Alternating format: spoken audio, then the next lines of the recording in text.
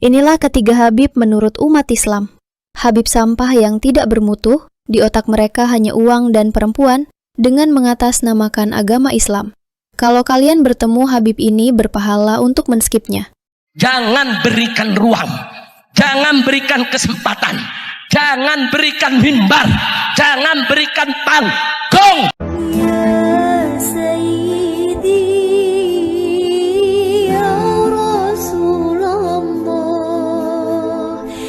Pipis Nabi diminum. Apa kata Nabi? Kafir, murtad, najis? Enggak. Apa kata Nabi? Wahai Ummu Yusuf, engkau tidak akan terkena penyakit kecuali sakratul maut.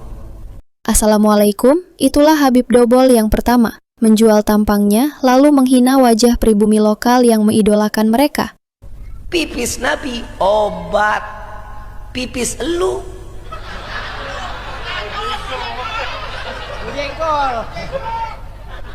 Beda gak kita dengan Nabi?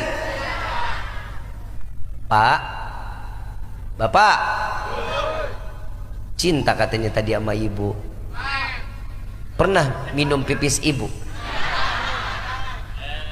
Amit Habib mah.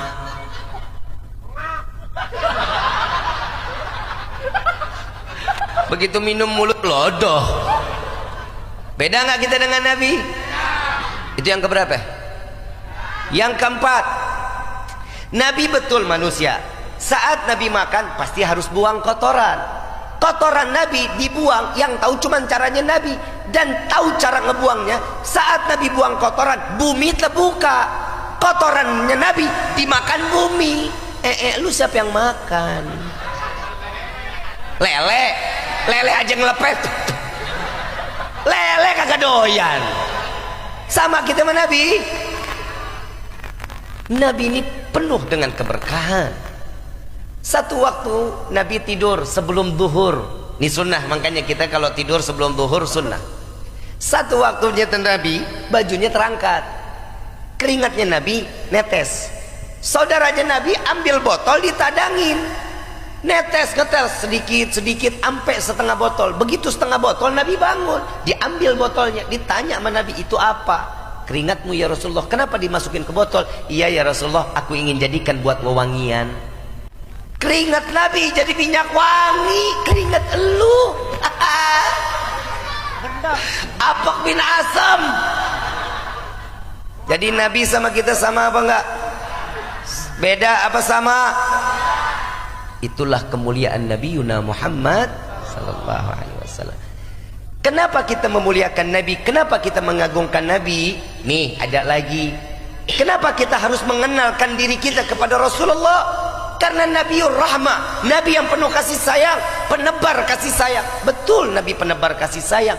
Inilah kenapa Nabi dimuliakan. Di balik ceramahnya yang sampah tidak mendidik umat Islam, tersimpan kelakuan bejat suka tiduri perempuan.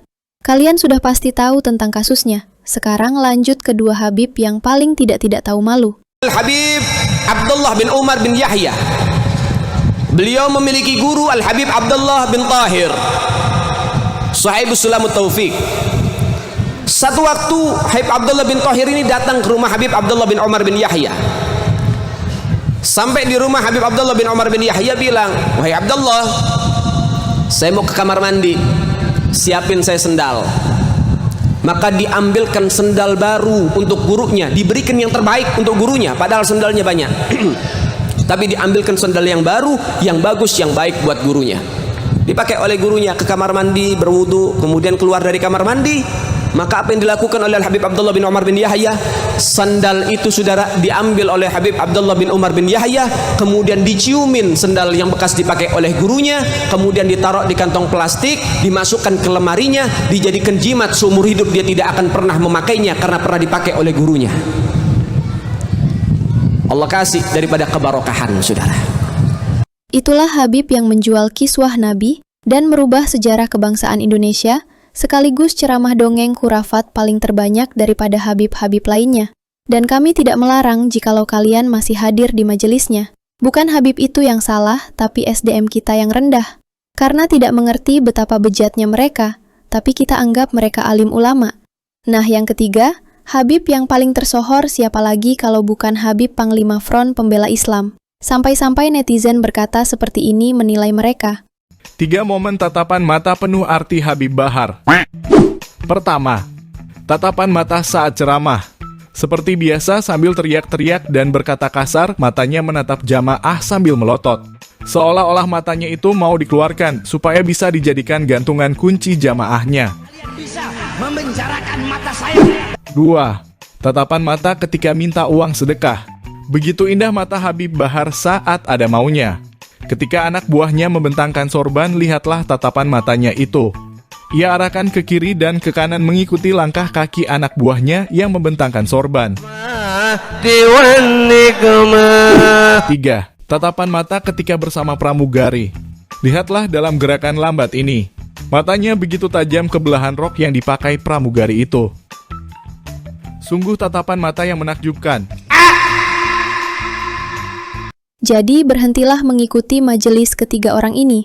Sebagai pendakwah, dirinya mengajarkan kebaikan kepada orang lain, sementara dia gagal mengajarkan kebaikan pada diri sendiri.